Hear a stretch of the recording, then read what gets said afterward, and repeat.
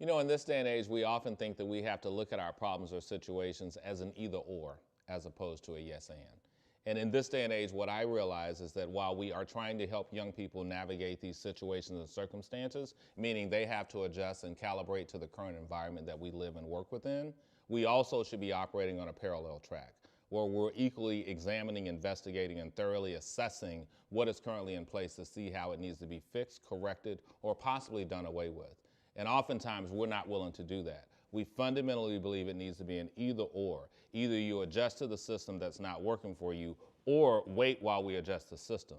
But I like to frame it this way. A young person that is in kindergarten today, that by the time they get to third grade, that is 4 years. 4 years is an election cycle for a president. It's an election cycle for a governor. Oftentimes, it's an election cycle for a mayor, which means we don't have the luxury of waiting 4 years for political changes or for policy updates.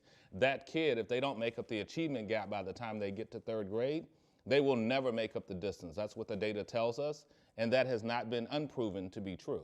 And so with that said, that requires us then to say we need to operate on a parallel path.